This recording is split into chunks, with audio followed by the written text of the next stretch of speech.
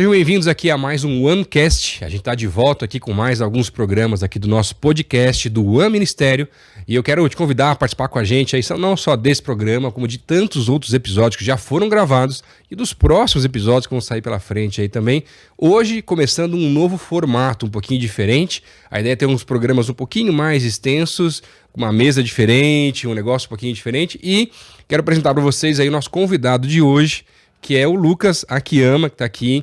Ele é o dono de uma agência aqui que trabalha conosco na nossa igreja na parte de criatividade, design, marketing e tem nos abençoado demais. A gente queria essa conversa com ele hoje para conhecer, saber um pouquinho da história dele também e como que ele chegou até aqui, porque é algo muito forte no coração dele. É uma visão que Deus deu para ele com relação a ter um negócio que pode abençoar o reino. E a gente vai conversar um pouquinho sobre isso. E quem sabe você pode se inspirar também no teu negócio, na tua vida, em como você pode abençoar mais aí o reino de Deus também. Seja muito bem-vindo aí, Lucas. Muito obrigado, pastor. Uma honra poder estar aqui compartilhando um pouco da história do que Deus tem feito aí através da minha vida, na minha história, através da agência, da Lume. Vai ser um prazer poder estar compartilhando com vocês aí. Que bom. Lucas, para a galera te conhecer um pouco mais, antes da gente entrar na empresa, né, as visões que Deus foi dando nesse processo, conta um pouquinho da tua história, na verdade, né, de conversão, como é que você chegou aí até onde você está hoje, conta um pouquinho pra gente aí. Bom, a minha história, ela é um pouco, né, eu passei aí por vários vales das sombras da morte, literalmente. Então, eu costumo falar que na minha conversão, eu não me transformei da água pro vinho, foi do vinagre pro vinho mesmo. Então, eu me converti em 2018, em setembro de 2018, então completei... Mas tua família já era cristã, ainda não? Não. Você não tinha contato com o evangelho? O meu avô, que morava no Japão, ele era pastor. Então, assim, era bem distante ali. Quando ele vinha pra cá, eu ia na igreja, às vezes com ele, quando era criança. Ele era pastor da Deus é Amor, então, né, era uma igreja mais pentecostal. E era o pouco contato que eu tinha com a igreja, né? E eu cresci morando com a minha mãe e que a família não é nada cristã. Hoje, eles estão começando a entrar no caminho do Senhor, pra glória de Deus. Legal. E meu pai, ele se converteu com uns 30 e poucos anos de idade. Então, quando eu me converti, foi muito também Deus usou muito a vida do meu pai ali nesse processo de conversão também. Mas não tive esse berço cristão evangélico, né? Cresci no mundo mesmo. E sempre gostei muito de música. Né? Então, com 11 anos de idade, ali, comecei a tocar violão, tocar guitarra, gostava muito de rock and roll, e meu sonho era ser um astro do rock. Nossa! Tinha cabelo até o ombro. Ô, louco! E... Então, pera, vejo a produção depois, durante o podcast. Quem tá ouvindo não vai conseguir perceber, mas o pessoal vai procurar depois uma foto e coloca nesse momento, pra quem assistir pelo YouTube, pela televisão, a gente coloca uma foto pra parecer como é que era antes. Eu mando a foto pra vocês então, colocarem lá. É engraçado até, é irreconhecível praticamente. E passei por aquela fase emo também. E eu tinha uma banda de metal. Né, até os 15 anos de idade, mais ou menos, ali. Tocava em vários barzinhos pelo Largo da Ordem. Não sei nem como eu tocava menor de idade, mas na época eles permitiam. E depois eu conheci a música eletrônica. E daí eu tava meio estressado com a banda e tudo mais, e larguei a banda e comecei a aprender sobre música eletrônica. Então saí do metal, fui pra balada. Totalmente parecido, né? Parece com o meu irmão mais novo, que ele teve uma fase também, que ele deu uma afastada e aí ele tinha uma banda de hardcore, Vera emo, pintou o cabelo de loiro, mandou encurtar todas as calças dele, as roupinhas envelopadas, né, que a gente falava que ele usava. Daqui a pouco, deu uns anos lá, ele estressou, não queria mais também e foi pro pagode. Caramba! Não tem nada a ver com nada. Extremos totalmente diferentes. Muito bom. E daí eu comecei a aprender sobre música eletrônica e tudo mais. Nessa época eu já bebia, já fumava. Com quantos anos já? 15, 16? 15, eu comecei a fumar e beber com 13 anos de idade. Nossa. Muito cedo, né? Hoje eu vejo crianças de 13 anos, assim, eu dou graças a Deus pela vida delas, ver que elas estão vivendo ainda uma fase de criança. Sim, né? Eu infelizmente, fui muito precoce na minha vida. E daí quando fui pra música eletrônica, comecei com 16 anos, tocar em algumas baladas e outras, e comecei a me envolver com drogas mais pesadas também. Até que cada vez isso foi me sugando cada vez mais. Em 2017 fui morar em São Paulo, fazer faculdade de produção de música eletrônica. E daí São Paulo, né, é uma correria totalmente diferente de Curitiba. É outro ritmo, né? Lá a gente tem muito mais fácil acesso a todas essas coisas. E pela primeira vez estava morando sozinho, fora da casa dos meus pais. E como eu já vivi uma vida de drogadição, lá eu me afundei ainda mais, né? Fui para drogas mais pesadas, até que me encontrei com depressão, com ansiedade. E já não conseguia mais render nem no meu sonho, que era viver de música, né? Estava totalmente dependente ali da droga. Né? Então, em 2018, início de 2018, eu volto para Curitiba para passar meu aniversário aqui, que é em fevereiro, no início do ano, antes de retornar à faculdade. E alguma coisa me impediu de voltar para São Paulo. Eu falei para minha mãe, eu não consigo voltar. Não consigo voltar, eu vou ficar aqui, eu vou trancar a faculdade, eu vou ficar aqui. Ela falou, tá bom, filho. Conversei com meu pai também, busquei minhas coisas, tranquei minha faculdade lá e vim aqui pra Curitiba. E fiquei morando com a minha mãe. Continuei vivendo essa vida de drogadição, sem trabalhar, sem estudar. Confiança com os meus pais já tinham sido totalmente quebradas depois de várias vezes tentando restaurar isso. Eu ia lá e decepcionava mais uma vez. Confiança com amigos já não tinha mais. Então tava vivendo um abismo mesmo, né? Eu gosto muito da visão de Ezequiel lá do Vale de Ossos Secos. Eu estava vivendo um Vale de Ossos Secos naquele momento, né? Não tinha mais vida em mim praticamente. O meu sentimento que se eu não acordasse no outro dia, para mim não faria diferença, sabe? Tava com 48 quilos. Então eu sou baixinho já, né? Hoje eu peso mais ou menos 60, 62 quilos assim, ali. 48 quilos. 48 quilos tava... É pouquíssimo para um adulto, né? Não tem como, né? Exatamente. E eu lembro que nessa mesma época eu fui lá para Santa Catarina, na casa dos meus bisavós, fica em Laguna. E eles são da igreja também e são, eu acho que da Assembleia de Deus. E daí, sempre quando a gente vai lá, mas eu nunca dei muita bola. O meu bisavô, ele gosta de fazer um momento de oração em família lá, fervor e palavra, louvor. E nesse momento de oração, e eu totalmente descrente, né? Mas já era um momento tradicional. Assim, já era um momento tradicional, a família tava só participando por participar. Meu bisavô me para assim e fala, Lucas, Deus tá me falando que ele te livrou da morte lá de São Paulo. Ele não sabia de nada, não sabia o que estava acontecendo, não sabia nem o que eu fazia lá em São Paulo. Mas falou que Deus tinha me livrado da morte lá de São Paulo. Eu falei, tudo bem, legal, beleza. Voltei pra cá, continuei vivendo essa vida de depressão, ansiedade, drogas, tudo mais. Até que o meu pai, na época, frequentava a célula do Markson, da Cargolift. E ele falou, Lucas, uns amigos meus da minha célula, né? Eles têm um lugar chamado Ceifar, né? Que é uma comunidade terapêutica, né? Para dependentes químicos. Por que você não vai lá e passa um mês lá? Passa um tempo lá só pra ver o que é. Ver o que é, sentir. E daí eu já vejo que Deus trabalhando na minha vida desde daí. Primeiro ele começou a trabalhar, fazer não voltar para São Paulo, né? E eu, na minha personalidade, no meu perfil de pessoa, eu nunca iria aceitar ir para um lugar desse, sabe? Eu nunca ia aceitar ir numa comunidade terapêutica, ou seja lá o que for. E só amarrado. E eu falei, tá bom, eu vou. E eu entrei dia 6 de setembro e eu falei, vou ficar um mês, combinado? Combinado. O tratamento lá é de 5, 7 meses. E eu entrei dia 6 de setembro de 2018. Dia 12 de setembro de 2018, 6 dias depois eu pedi pra ir embora. Porque eu fazia anos que eu não ficava são, que eu não ficava sóbrio. E ter que me olhar no espelho e encarar minha realidade. O choque de realidade, né? Exatamente. Eu entendi que eu usava muito pra fugir dos meus problemas, fugir de quem eu era. E tava sendo muito difícil. Então foi uma semana, assim, muito difícil. Eu tinha 21 anos de idade, né? Eu acho que eu era o mais novo ali do Ceifar. E eu lembro que era muito difícil pra mim, que eu me lembrava 10 anos atrás, com 11 anos, cheio de sonhos, né? Pensando num futuro. Jamais, se eu com 11 anos de idade perguntasse onde que eu estaria 10 anos depois, jamais ia imaginar que eu estaria internado por causa de drogas. Então tava sendo muito difícil pra mim. Então no dia 12 de setembro, 6 dias depois, eu pedi pra ir embora. Entrei na sala, na época, que estava na coordenação o pastor Claudião. E falei, pastor, quero ir embora, né? Pode chamar meu pai, eu não tô conseguindo mais ficar aqui. Ele falou, claro, filho, chama o seu pai. Mas me diz uma coisa, você já aceitou Jesus? Eu falei, não. Ele, você quer aceitar?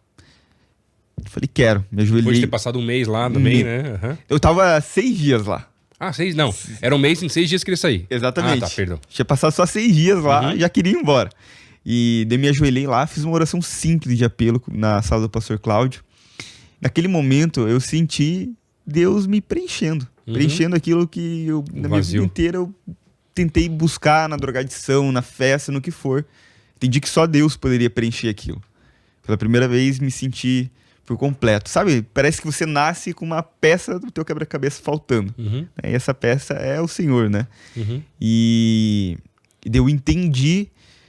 Eu não sabia o que eu ia fazer da vida. Tem até uma frase muito conhecida, né? Que diz que tem um vazio no coração do homem que é do tamanho de Deus, na verdade, Sim. né? Não sei se é Dostoiévski, agora me falha a memória, mas é um dos autores bem conhecidos aí, que é bem o que explica um pouco isso, né? Exatamente. Porque, afinal, a gente foi criado para ter relacionamento com ele, né? E no Éden teve essa quebra, né? Então, hoje a gente nasce fazendo aquilo que não é da nossa funcionalidade, né? Então, acho que todos no mundo estão em busca, né, de reencontrar a tua verdadeira funcionalidade, né? Alguns buscam preencher isso no dinheiro, eu busquei preencher nas drogas, né? E a gente entende que nada disso pode preencher aquilo que somente Deus pode fazer na nossa vida, né?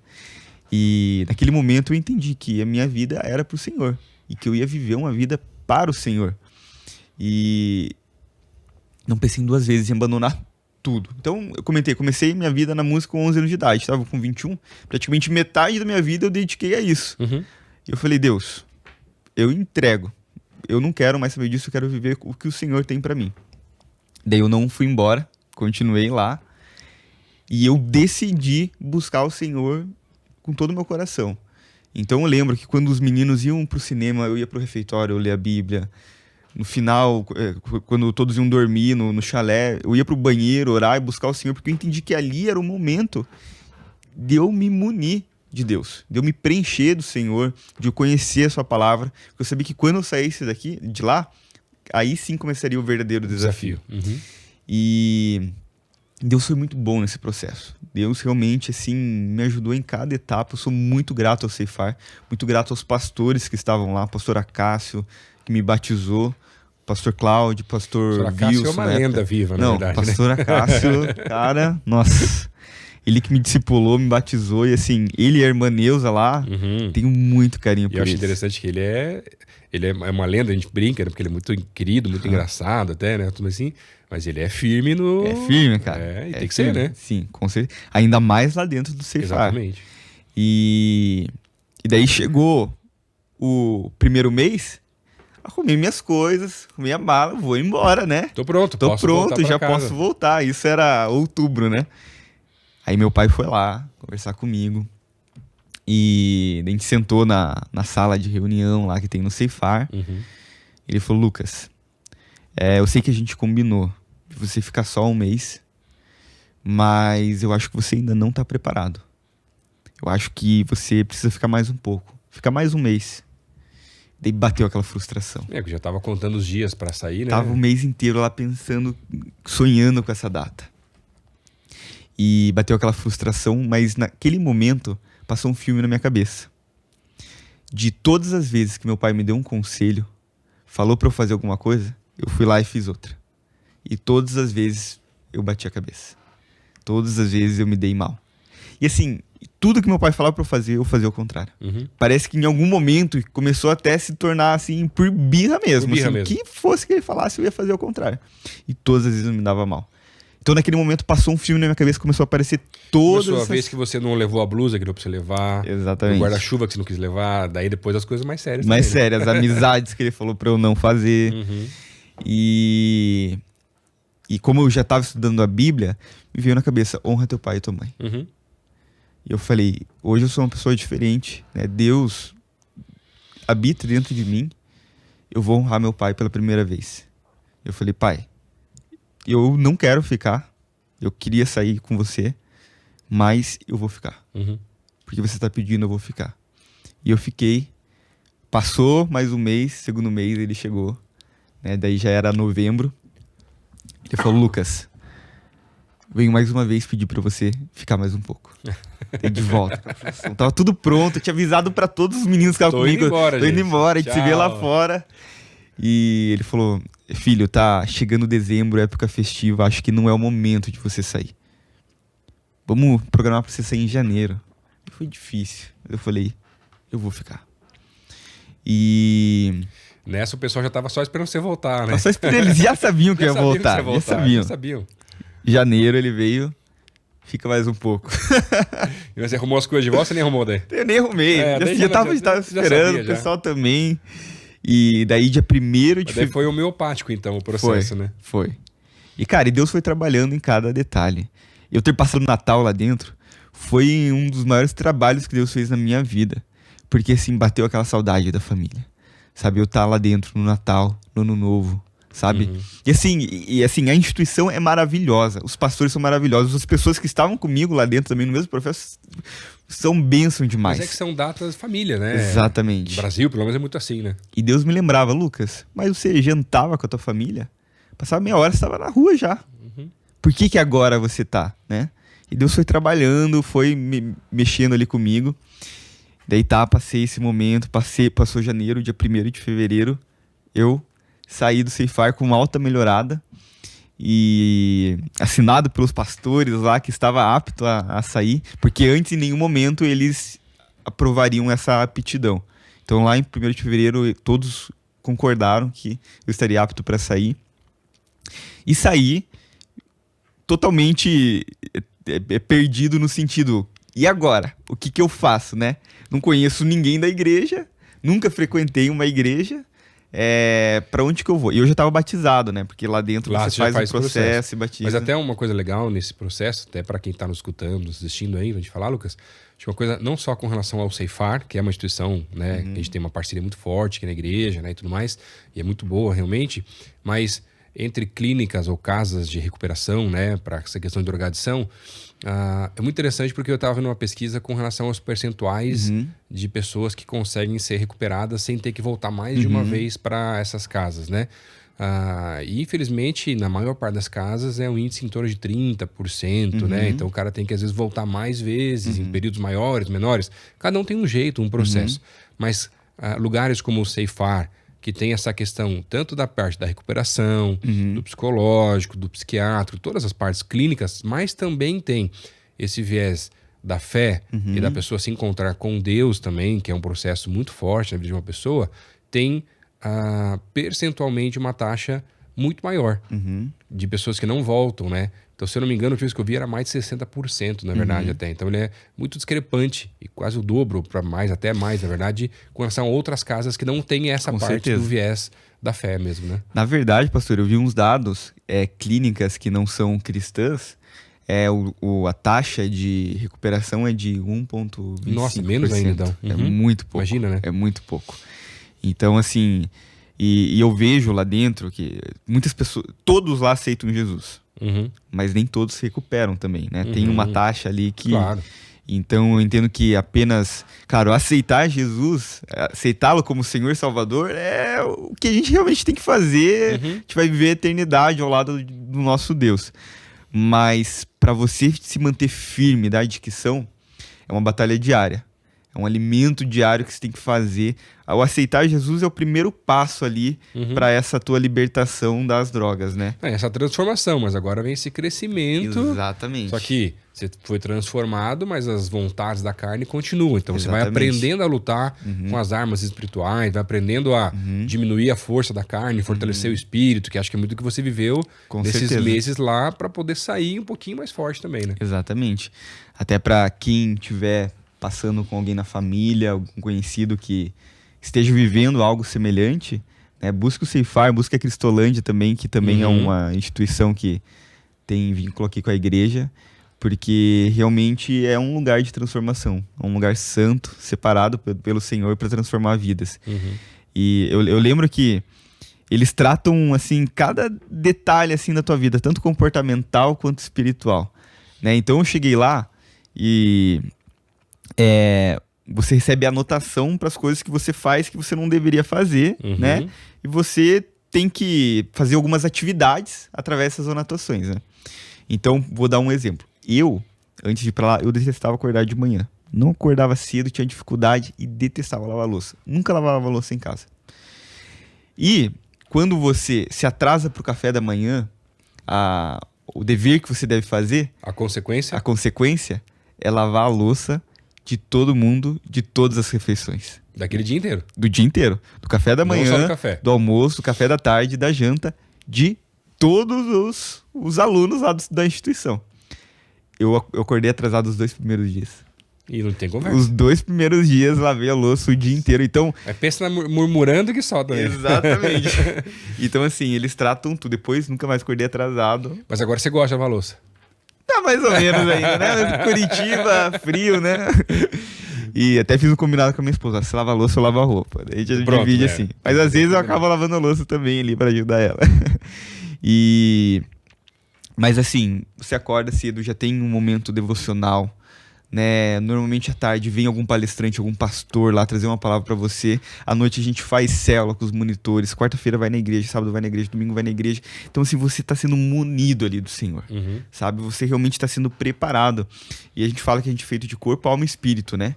E um entendimento que eu tive vivendo esse processo lá no Ceifar, que uma vez que você começa a alimentar o teu espírito, né, automaticamente os teus comportamentos, a tua alma ela muda.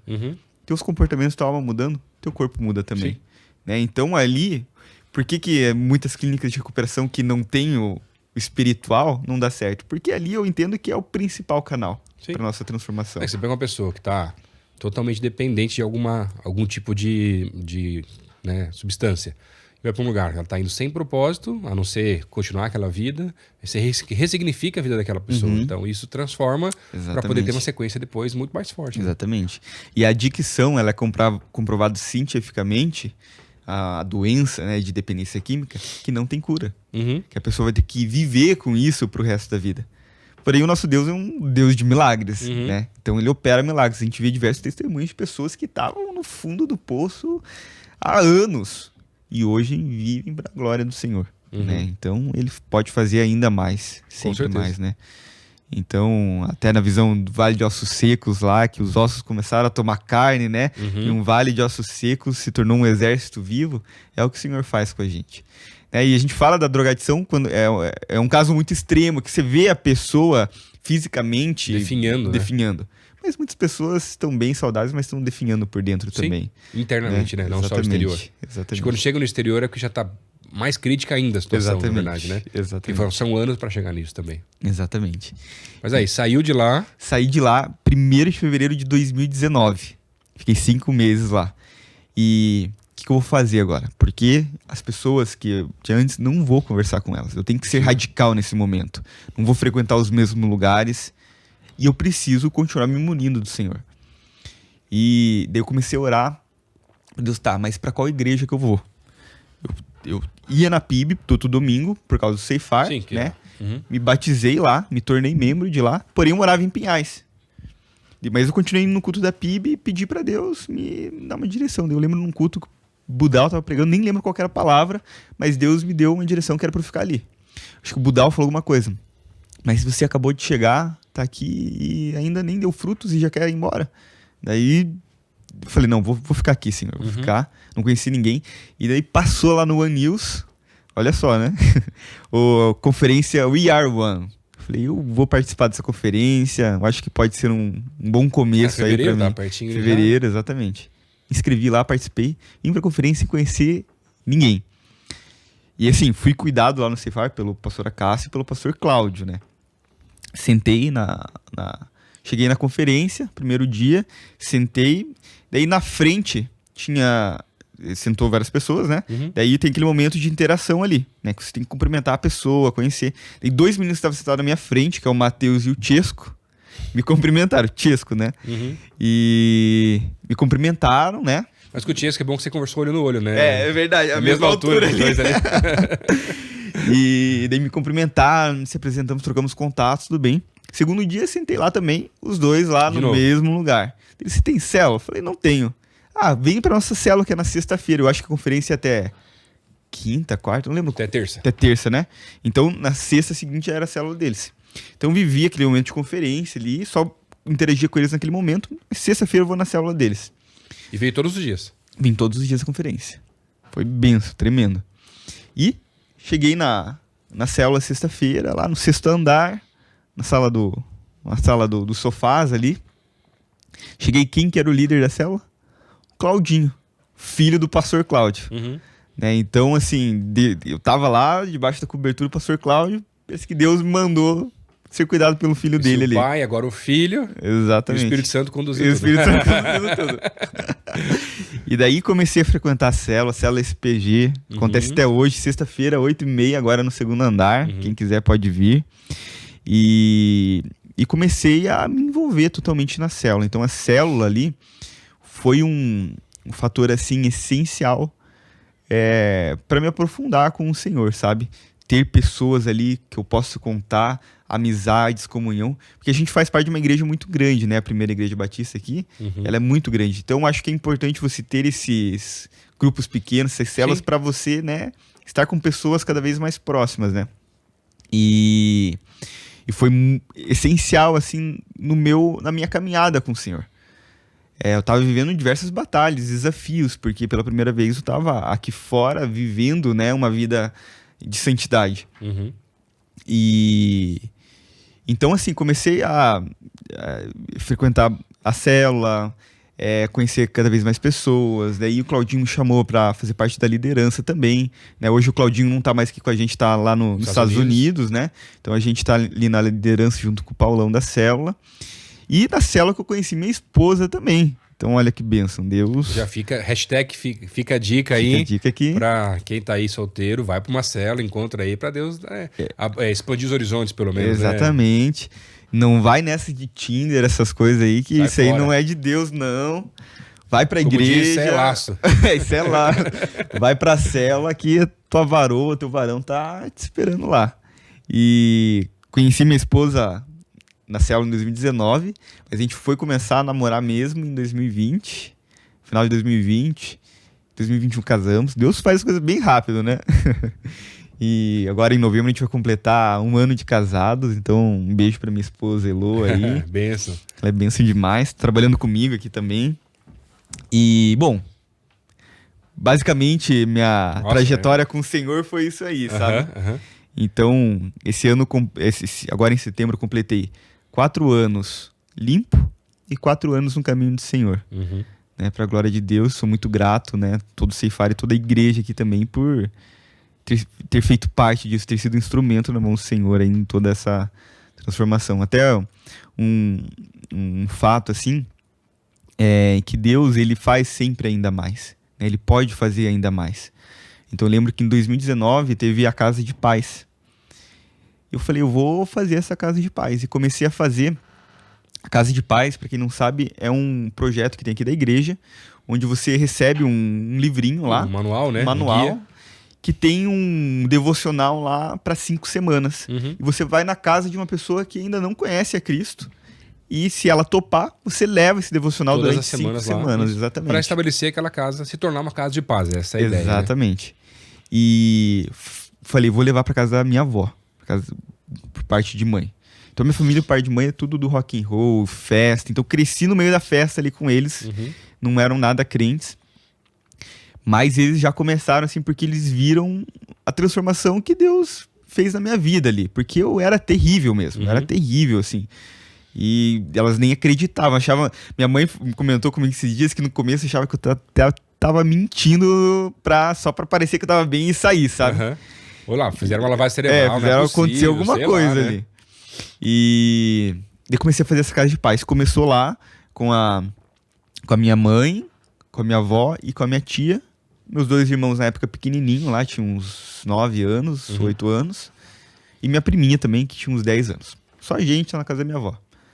Mal sabia pregar, sabe, tudo lendo o livrinho lá, mas comecei a fazer.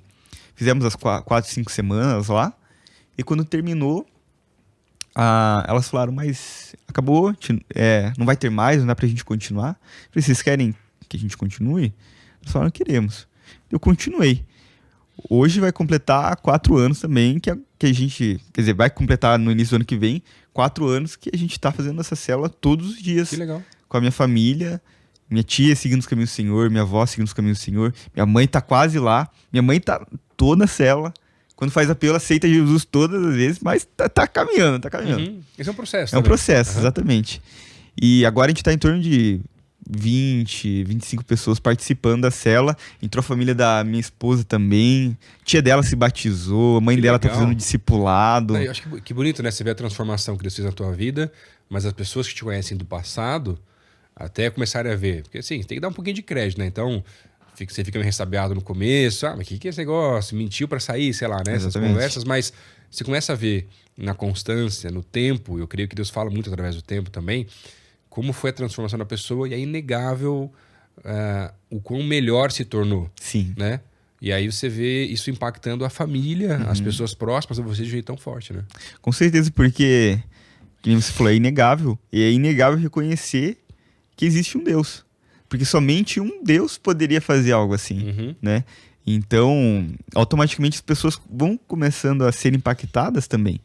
E assim, poder fazer a casa de paz lá, e ver a família sendo transformada, agora a família da minha esposa sendo transformada também, nos move, assim, sabe? E depois de todo esse processo, você toca alguma coisa ainda, não? Parou daí também? Não, parei. Toco o violão na célula. Canto na célula, mas algo em casa, assim. Amo música, né? Sou apaixonado por produção musical. Sonho que futuramente, quando eu estiver mais velho, próximo de me aposentar, ter um estúdiozinho em casa para brincar por hobby. Mas retomar nessa carreira, eu entendi que não. Deus não me deu essa direção. O astro do rock gospel não vai rolar. Não vai rolar, não. E daí foi isso, assim, minha história com o Senhor. E como é que foi daí nesse tempo todo, esse processo? Porque daí começou, além de uma caminhada agora de significado, né? Deus começou a trazer alguns propósitos e visões novas para a tua vida, que é onde você está hoje com essa empresa que você abriu, que tem nos abençoado muito como igreja, né? Uma empresa aí para essa parte de marketing, não só digital, mas de uma maneira geral, para atender igrejas mesmo, né? Não, legal, pastor. Minha trajetória para esse propósito foi o seguinte, eu saí do Ceifar, não sabia o que fazer profissionalmente. Meu pai, ele tem uma empresa de tecnologia. Falei, pai, me dá uma oportunidade na tua empresa para eu, pelo menos, começar a fazer alguma coisa, né? Não sei o que, mas deu um jeito aí. Coloque alguma coisa aí. Ele me colocou como auxiliar de vendas em 2019. Eu já tinha trabalhado com vendas em shopping, assim, já trabalhei em loja de skate surf. E ele falou, vai para vendas aí então. E daí comecei a trabalhar lá. E, pastor, eu chegava todos os dias e saía todos os dias, assim, frustrado. Tipo, o que eu tô fazendo aqui? Eu não via a hora de chegar às 6 horas e ir embora, sabe? E não vendi nada. Não vendia nada. Era uma tragédia lá. Tava lá só porque era filho do dono, assim. E isso me frustrava mais ainda, sabe? E até que tinha uma pessoa no marketing lá da empresa que ela saiu. Ela pediu a conta e tudo mais. E daí não contrataram ninguém para ocupar aquela cadeira. E daí eles falavam, mas Lucas, você sabe mexer no Photoshop, né? Eu falei, eu sei. Consegue fazer essa demanda aqui? Eu fazia. Lucas, você sabe... Porque ao longo da minha trajetória da música, eu aprendi muito. Eu tive que aprender a editar foto, criar flyer. Pra divulgar as coisas, exatamente, né? Editar vídeo, gravar, produção de eventos também. Então... eu sempre estive envolvido ali na comunicação ou marketing, por mais que fosse indiretamente. Então, eu tinha um know-how um pouquinho em cada coisa ali do marketing. Mas estava totalmente desatualizado. Porque eu passei um tempo ali, na drogadição ali, totalmente afundado. Parece que teve um espaço da minha vida ali que foi cortado e jogado fora, sabe? Entrei num hiato ali que... Então, eu comecei a me atualizar. E daí, aos poucos, eu fui... tomando ali essa cadeira de marketing e comecei a atuar fazendo marketing ali dessa empresa. Mas mesmo assim não vivia com propósito. Até que... Mas já amenizou um pouco, já melhorou. Já estava fazendo uma coisa que eu gostava de fazer. Pelo menos. E daí comecei a estudar, comecei a fazer curso, entrei na faculdade de negócios digitais. Fiz vários cursos, me aprofundei mesmo, porque o marketing, principalmente na era digital... Cada mês é uma coisa. Completamente novo. Uhum. E se atualiza, você vê no teu Instagram tá lá... Ali, nossa, agora eu acertei o logaritmo, os caras mudam. Exatamente. E não dá nem pra você ficar frustrado e decepcionado com eles. Porque não tem que fazer. Esse é o negócio, né? Você tem que não pode bater o pé e falar, não, eu vou fazer desse jeito mesmo, não adianta. Senão você não vai conseguir fazer nada direito. E comecei a estudar, me atualizar, me aprofundar. Mas mesmo assim... eu não sentia que eu vivia um propósito ali dentro profissionalmente. Eu acredito que muitas pessoas vivem isso. Acham que o trabalho está separado da tua vida com Deus. Mas eu creio que Deus ele tem um propósito, um projeto ministerial profissionalmente para todos nós. Que passa pela via do trabalho também, né? Exatamente. Querendo ou não, você fica pelo menos 8 horas do teu dia no trabalho. Outras 8 horas você fica dormindo. Então ali... assim, uma boa parcela da tua vida inteira você vai passar trabalhando, né? Então, querer separar isso do Senhor, separar isso do teu ministério... Eu mesmo que falar, cara, 1/3 da minha vida não é de Deus. Exatamente. Não dá, né? Exatamente. Então, eu não sentia que eu vivia esse propósito. Até então, tava tudo bem, porque eu servia na célula, servia aqui e ali na igreja, no máximo que eu poderia fazer ali, né? Tinha uma vida minha com Deus também, que eu estava buscando me aprofundar todos os dias, mas não vivia um propósito profissionalmente.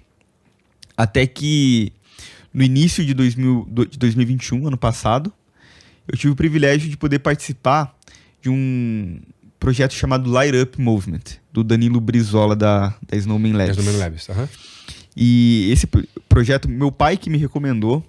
Então, eu sempre gostei de empreender. Então, eu empreendia na banda, E é um negócio meio da família, assim. Acho que não é pegado do teu pai, assim, já, né? Acho que eu cresci com ele ali, automaticamente. Então, na adolescência, eu tive uma marca de roupa na adolescência também. Qual que era o nome, só pra gente saber? Sempiternal. Era uma marca meio do rock and roll, gótica. Assim, meio gótica, meio emo, sabe? Umas coisas que não era de Deus lá. Mas meu pai, na época, acreditou em mim, investiu. A marca deu certo até um certo ponto. Mas eu não soube gerenciar os recursos e a marca quebrou. Até meu pai uma vez falou, cara, eu não esperava que desse certo, esperava que você tentasse. E eu tentei e aprendi muito com isso. Mas é interessante porque a gente aprende muito com os erros também, na verdade. Exatamente, né? Exatamente. Eu acho que a gente aprende mais com os erros que com os acertos. Verdade. Então eu sempre tive essa veia meio empreendedora. E na época eu sempre estava tentando fazer alguma coisa, eu falava alguma coisa com meu pai sobre... tomar novas frentes, né? Ele falou, Lucas, você que gosta de empreender, por que você não participa desse projeto? É o Light Up Movement. É um final de semana, na época a gente fez remoto devido à pandemia, onde você vai trazer um problema e desenvolver uma startup para resolver algum problema da igreja, em um final de semana. Eu falei, será que eu participo? Eu fui lá, olhei a inscrição, R$15. Falei, pô, 15 reais, né? Vou participar, né? Me inscrevi. Talvez se fosse 200, eu não teria participado e talvez eu não estivesse aqui agora. E topei, participei. Daí, confesso que eu fui sem muita pretensão. Então, na sexta-feira, trouxeram o CEO do C12 para palestrar lá, online. E assim, coloquei o vídeo das apresentações aqui, assim, das palestras, e fiquei fazendo outra coisa aqui. Tipo, totalmente despretensioso. Falei, não, vamos deixar ali, né? E daí, na sexta-feira mesmo, acabou as palestras, tem um momento de interação onde vai ser levantados os problemas que vão ser resolvidos naquele final de semana. E enquanto o pessoal colocava os problemas lá, eu fiquei pensando, mas que problema eu resolveria? E me veio na cabeça comunicação nas igrejas. Eu coloquei lá, uma agência de marketing para ajudar as pequenas e médias igrejas a terem uma boa presença digital. Aí tinha 50 participantes no Light Up. Aí esses 50 teriam que votar, cada um tinha 3 votos, votar nesses problemas. Os 12 mais votados seriam selecionados para serem desenvolvidos no final de semana. O meu foi o 12º mais votado. Recebi lá, que como era bastante projetos, eu recebi 4 votos e consegui ser selecionado. Aí no outro dia, no sábado e domingo, você começa o processo de desenvolver teu negócio. E no domingo, à tarde, você faz um pitch, né, uma apresentação para uma banca lá, convencer onde eles a banca. vão avaliar e vão te posicionar. E daí no outro... Tipo o Shark Tank, assim. Tipo o Shark Tank. Aí no outro dia, quem não teve problema selecionado tem que entrar no grupo das outras pessoas para trabalhar. Pastor, eu lembro que eu li o nome das pessoas que votaram em mim e falei, elas vão entrar no meu grupo, né? No outro dia, cadê elas? Não apareceram. Eu nem sei quem são. Teve uma baixa lá, eu acho que participou a partir do sábado umas 30 pessoas. Às vezes o problema da pessoa não foi selecionado, não quero mais também. Quis participar. Nem sei quem são. Ninguém entrou no meu grupo. Eu tive que desenvolver o negócio sozinho. Enquanto outros grupos lá com ideias bem legais tinha 5 pessoas, 6 pessoas. Minha esposa na época era noiva. Tava comigo lá, do meu lado, lá, me ajudou a desenvolver o negócio o final de semana todo. Domingo fiz o pitch, fiquei em segundo lugar. Falei, nossa, legal, me encheu assim de... Um ânimo, né? Um ânimo, sabe? Eu falei, eu acho que eu vou desenvolver isso aí. Senti que Deus estava dando uma direção em relação a isso. E o projeto já era agência? Já era uma agência. Se me mostrassem um ano depois, eu jamais ia imaginar que Deus teria feito tudo isso, sabe? Deus, assim, foi um ato de fé. Ele não estava mostrando... Ele mostrou um alvo lá, mas não estava mostrando o plano completo. Ele falou, confia em mim, eu vou guiando teus passos. Mas é como ele faz, né? Ele nunca dá o plano completo, ele nunca dá todos os passos, ele dá o próximo passo. Exatamente. E eu não sei com você, mas comigo, pelo menos, normalmente é nos acréscimos do segundo tempo. Então não pode ser cardíaco, o negócio é difícil mesmo, né?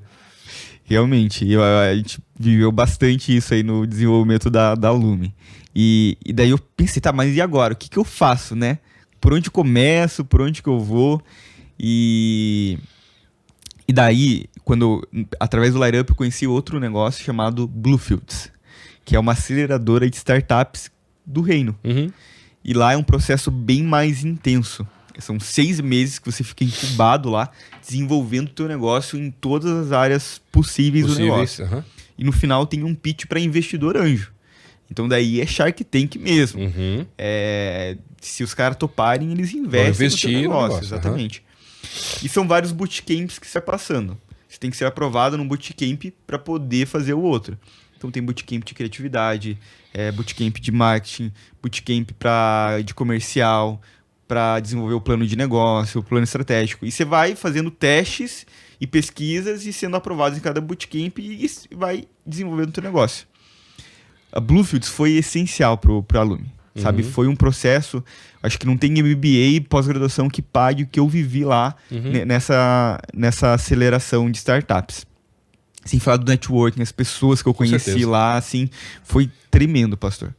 Cheguei no último bootcamp para investidor anjo, eles não aprovaram.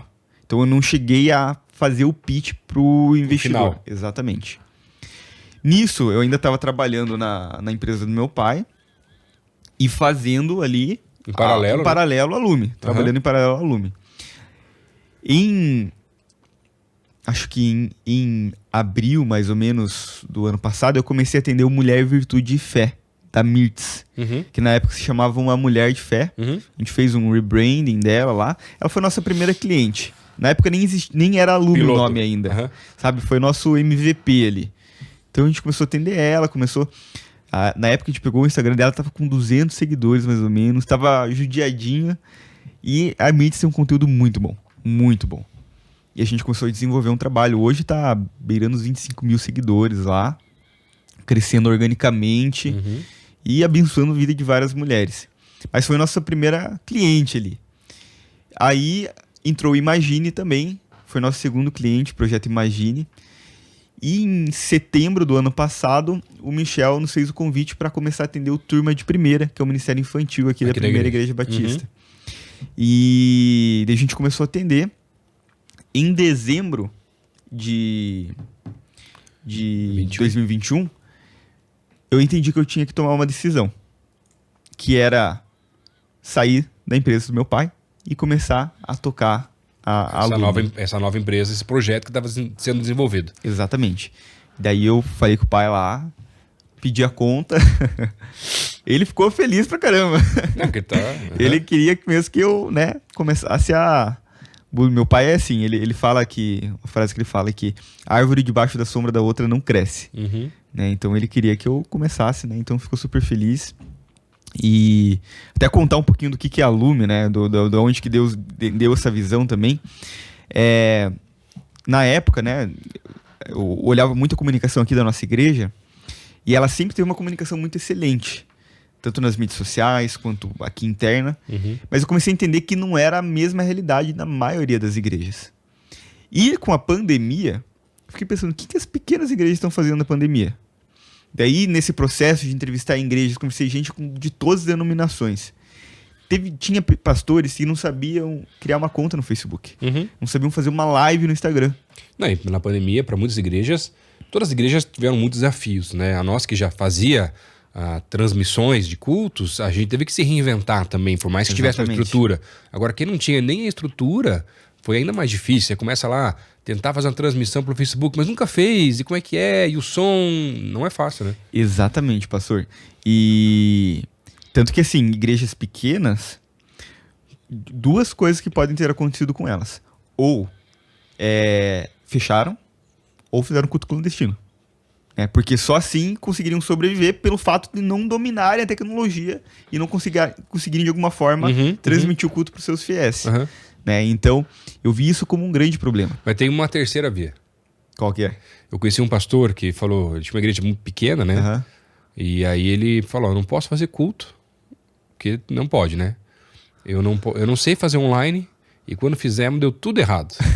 Mas ele entendeu, falou assim, mas como é que eu vou pastorear o povo se eu não posso ver eles? E ele colocou na agenda dele, e todo dia ele parava várias horas do dia para ligar para os irmãos, orar e saber como a vida deles estava de verdade. Então, assim, a igreja cresceu na pandemia, sem ter culto online e sem ter presencial, mas sendo pastoreada. Então, às vezes a gente fica numa crise, e agora, Deus, como é que fazer? Eu creio que as crises que a gente passa nos faz repensar alguns modelos e processos, e precisa entender as direções do alto, de como que a gente pode continuar algum trabalho, até fazer ele crescer, e aqueles que conseguem entender essas direções vão experimentar coisas novas do Espírito também, né? Com certeza, pastor. Benção demais. Eu acho que, principalmente para o pastor da igreja ali, né? Deus, ele dá a direção certa. Principalmente se ele está buscando da forma correta isso. Assim como deu essa direção para esse pastor. Infelizmente, para alguns, não conseguiu entender, perceber. Exatamente. Talvez, né? Porque não é fácil. Não tá. Com certeza. A gente fala, agora é fácil contar a história desse pastor, porque já passou e deu certo. Mas ele podia ter feito, podia não ter dado certo também, as pessoas também não queriam, não sei, podia ter um monte de processo nisso daí, né? E não é uma fórmula mágica. Para ele, foi a direção que Deus deu. Para outros, foi outras direções. Com certeza. E são os processos diferentes, né? Com certeza. Então, assim, esse processo, a pandemia acelerou esse processo de digitalização da igreja, né? De tornar uma igreja, de fato, híbrida, né? Que ela existe no presencial, mas existe também no online.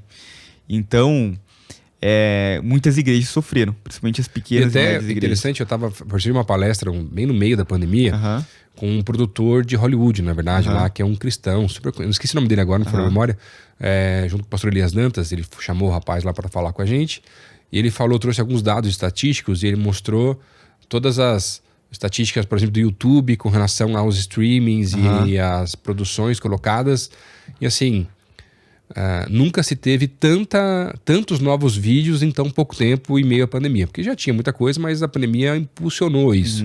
E percentualmente, a maior parte das produções eram cultos e coisas da igreja e tudo mais, porque todo mundo teve que se reinventar e dar um jeito de entrar, né? Não, e você falou, né, dos Estados Unidos, um tio meu, ele tem uma igreja em Boston, uma igreja para brasileiros mesmo. E ele falou que o governo brasileiro, o governo americano, deu para as igrejas um kit de transmissão ao vivo. Nossa. Uma câmera, um computador lá, um gravador, um microfone. Um básico pra você conseguir fazer legal. Exatamente. Todas as igrejas, era só buscar na prefeitura lá que eles forneciam os equipamentos. Uau. E aqui no Brasil, 90% das igrejas são igrejas de pequeno porte. Sim. Tipo, pequeno mesmo, assim. É muita coisa, pastor. É muita coisa. Você entra em bairros, assim, que você vê uma igreja de cada esquina. Uma quadrangular, uma assembleia, né? Uma batista ali. E então, assim, teve muitas igrejas que sofreram. Eu pensei, como que eu posso ajudar essas igrejas? E no processo de aceleração lá, eu entendi que como agência mesmo, dificilmente eu iria conseguir ajudá-las. Primeiro de tudo, essas igrejas não têm porte financeiro também para conseguir contratar uma agência ou terceirizar um profissional, assim, sabe? E segundo, que com uma agência, para eu atender 100 igrejas, eu vou precisar de um time muito grande. Se eu for atender 1.000 igrejas, praticamente impossível. Hoje, acho que não existe agência desse porte. Que conseguiria, né? Exatamente. E se eu atendesse 1.000 igrejas, eu não iria resolver nada do problema. Não chega nem perto dos 100% das igrejas do Brasil. Eu pensei, como que eu posso, então, resolver esse problema de maneira escalável? Eu entendi que seria ajudando as igrejas a estruturarem o Ministério de Comunicação, profissionalizando as pessoas a elas mesmas desenvolverem isso em suas igrejas. Então eu vejo aqui na nossa igreja muitos jovens que às vezes até vêm de outras igrejas que não tiveram oportunidade, que são jovens de 17 anos, 18 anos, até menos, uma mente muito criativa, assim, sedentos por aprender e se desenvolver nessa área de comunicação e que em outros lugares não tiveram um meio, um caminho para fazer isso. Né? Então eu entendi que capacitar esses jovens poderia ser o melhor caminho e a gente conseguiria resolver esse problema de maneira escalável. E daí veio outros dilemas na minha vida. Mas, Deus, eu nunca nem participei de um Ministério de Comunicação. Eu me envolvi aqui na igreja, mas nunca tinha sido na comunicação. Falei, mas como que eu vou ensinar algo se eu não estive lá dentro? Mas Deus foi abrindo portas e foi trazendo a gente para cada vez mais aqui para dentro. Né? Então hoje a gente atende, né, a igreja, os pastores, o Ministério One, e tem sido assim uma escola para a gente também.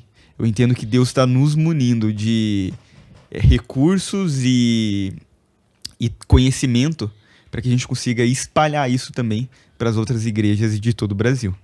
Né? Então a gente tem um propósito de agência, mas a gente tem também esse propósito de educação, né? De criar cursos e mentorias para ajudar essas igrejas a desenvolver mas isso. O legal é que em ambas esferas é para propagar o reino, né? Exatamente.